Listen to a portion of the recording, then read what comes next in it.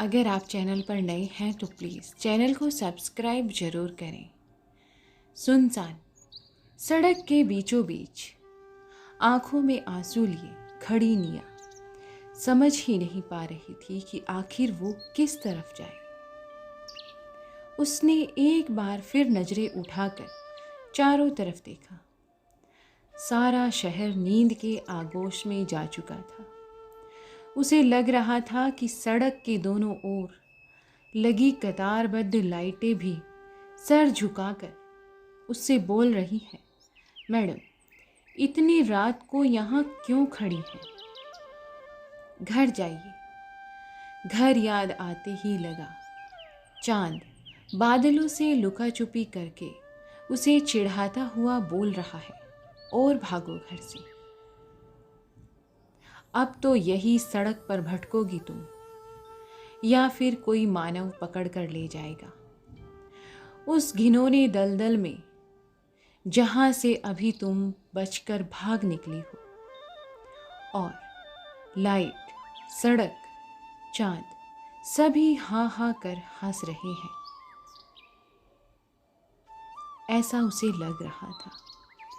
इतनी आवाजें एक साथ सुनकर निया कान पर हाथ रख पागलों की तरह चिल्लाने लगी, चुप हो जाओ, माफ़ कर दो मुझे, बहुत बड़ी गलती कर दी मैंने घर से भागकर, माफ़ कर दो मुझे। और निढाल होकर वहीं सड़क किनारे डिवाइडर पर बैठ गई। खुद से ही बात करते हुए मान जाती, सभी की बात तो आज ये भयानक रात न देखनी पड़ती। कितना प्यार करते थे उसके माँ बाप उसे, पर उस पर तो मानव के प्यार का भूत चढ़ा था भी तो वो कॉलेज का सबसे हैंडसम और अमीन लड़का, जिसे कॉलेज की ज़्यादातर लड़कियां दोस्ती करना चाहती थी। पर मानव ने दोस्ती के लिए सुंदर सी निया को चुना। शुरुआत की थोड़ी नानकुर के बाद आखिर निया भी मान गई। पहले दोस्ती हुई, फिर प्यार में बदल गई। और कॉलेज के बाद जब निया के पापा ने उसकी शादी के लिए उसे किसी लड़के से मिलवाना चाहा, तो उसने साफ शब्दों में उन्हें मानव के बारे में बता दिया। उसी से शादी करने की बात भी कही। एक बार को तो लगा कि पापा मान गए, पर फिर पता नहीं उन्हें मानव के बारे में क्या पता चला कि वो निया की शादी मानव से करवाने के बिल्कुल ही खिलाफ हो गई। निया बहुत रोई, पर हर बार निया के पापा ने ये बोलकर कि वो बड़े बाप का बहुत बिगड़ा हुआ लड़का है, वो तुम्हारे लिए सही नहीं है, तुम उससे दूर रहो, निया को समझा देते। माँ भी पापा के साथ थी। एक दिन मानव के प्यार में अंधी होकर वो 2-3 दिन तक तो मानव के साथ सब छोड़ के उसके घर से भाग निकली। अपने माँ बाप को छोड़कर वो घर से भाग गई। 2-3 दिन तो सब कुछ ठीक रहा, फिर कुछ अलग अलग सा रहने लगा मानव।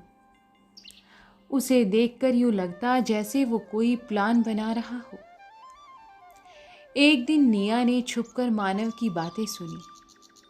वो उसे किसी को 10 लाख में बेचने की बातें कर रहा था। निया समझ गई कि मानव उसे प्यार का झांसा देकर देह धंधे में धकेलने वाला है।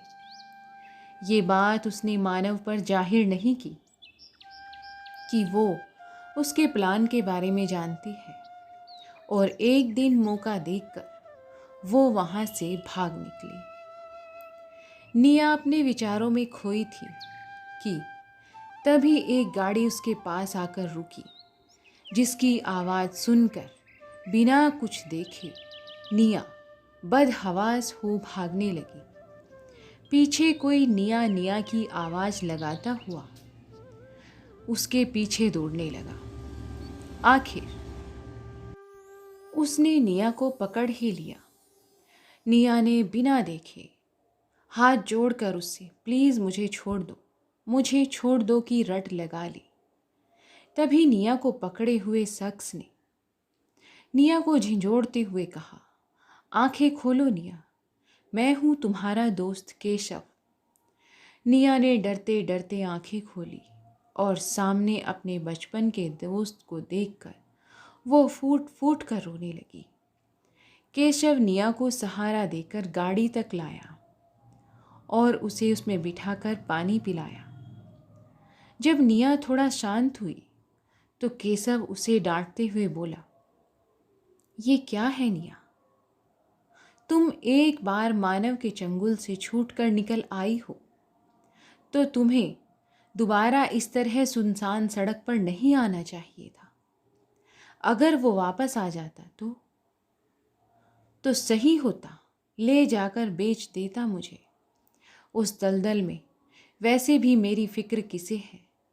तुम्हें पता है मानव कि चंगुल से निकलकर मैं सीधे पापा के घर के पास गई थी, पर उन्होंने मेरे मुंह पर दरवाज़ा बंद कर दिया, ये बोलकर कि अब मुझसे उनका कोई नाता नहीं। सिसकते हुए निया बोली तो केशव निया के आंसू पोंछते हुए बोला, सब पता है मुझे। तुम्हारे घर से निकलने के बाद आंटी का फ़ोन आया।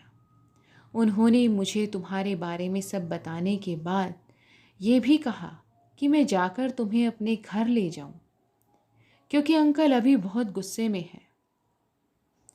देखा, मैंने कहा था ना कि पापा चाहते ही नहीं कि मैं घर वापस आऊं। अब तो मेरे पास एक ही रास्ता है कि मैं मर जाऊं।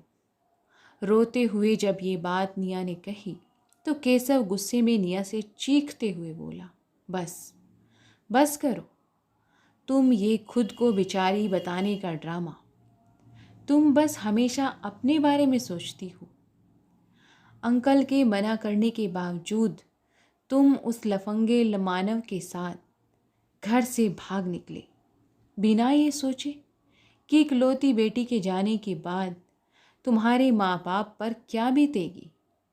और अब जब वापस आई हो तो अंकल के जरा से डांटने पर निकल पड़ी अपनी ज़िंदगी ख़त्म करने। तुमने कभी ये सोचा कि उन्हें कितना दुख पहुंचाया है तुमने, कितनी ज़िल्लत उठाई है उन्होंने सभी के सामने, वो भी तुम्हारी वजह से। और तुम चाहती हो कि वो तुम्हें एक बार में ही माफ़ कर दे।